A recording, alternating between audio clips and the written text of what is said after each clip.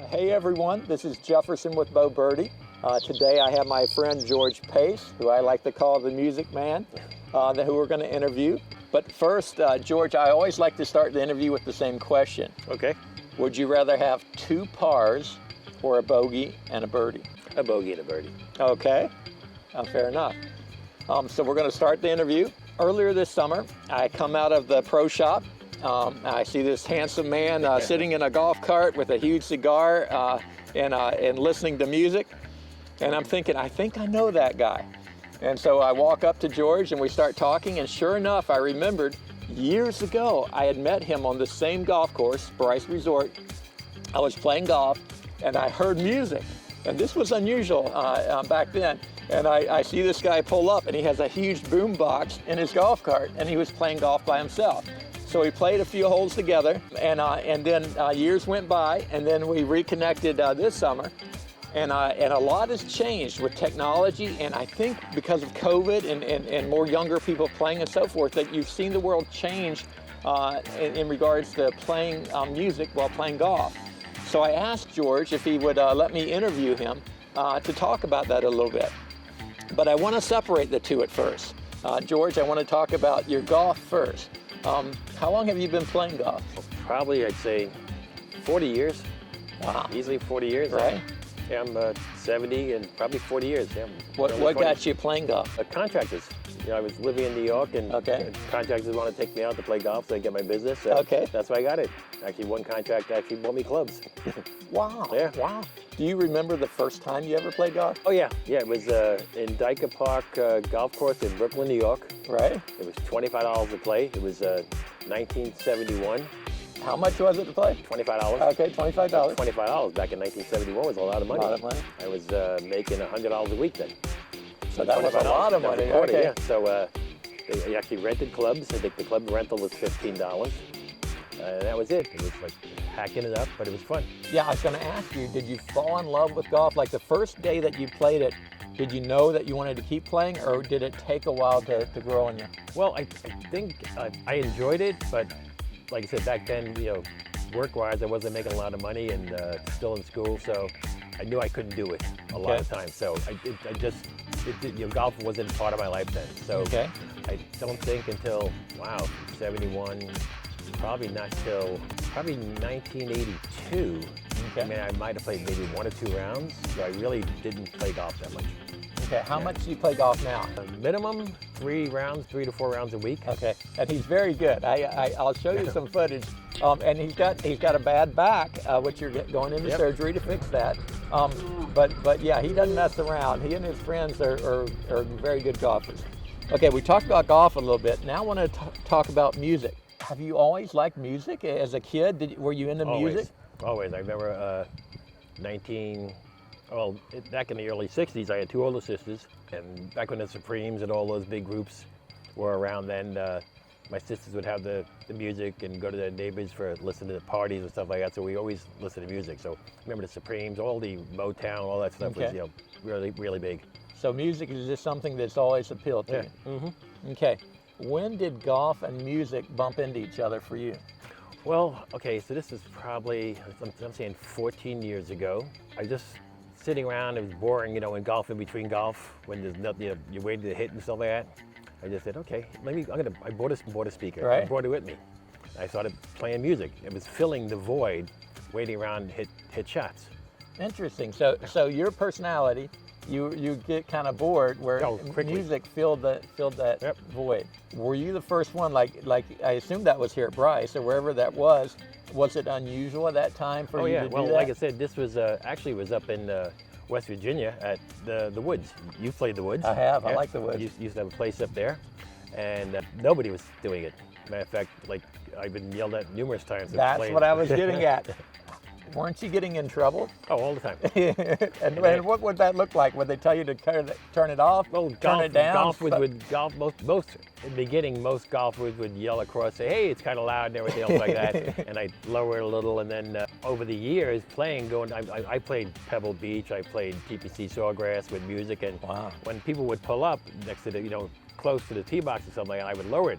Most people started saying, no, it's okay, make it louder. That's interesting. Yeah, so most people started to enjoy it.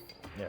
So a few weeks ago, I came out here to film George and his friends playing, and all of them were playing music. They had speakers attached on the golf carts, and I think there was 2 different groups. So what would that have been? 4? Yeah, we had was it 12 guys? We had 12 guys. 12 right? guys? Yeah. And they just rock and roll. Actually, they don't just rock and roll, and I want to get into that. How do you decide what music you're going to play? Well, since I'm a very nice guy, That is true. the front 9 I'll play classic vinyl. Because Classic. What does that even mean? Classic vinyl. I guess the old music, the rock and roll, Rolling Stones? Rolling Stones, Led Zeppelin, Nice.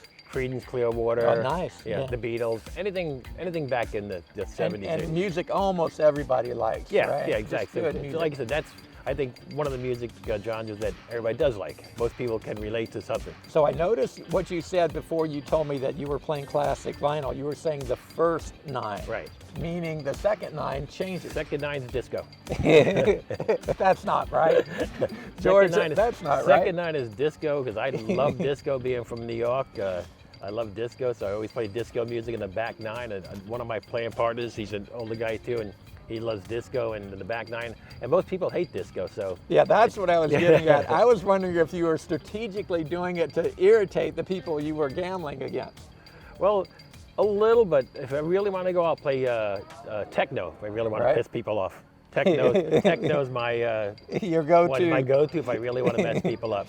All right. Well, let me ask you this: do you play better when you listen to music? Oh yeah, much better. Much better. Like, Yeah. how would you measure that? Much better. 1 stroke, 2 strokes, 9 strokes. I would say probably easily 4 strokes. Wow, Easily. that's significant. That might be more significant than any golf tip that someone could give you to improve your game. Well, I think so because most golfers are hacks. We're all hacks. I mean, Yeah, I am. so For sure. I think people think too much about golf when Right. they're playing. They think about their swing, they think what they did wrong. If you're listening to music, most of the time you just get up there, take a practice swing and hit.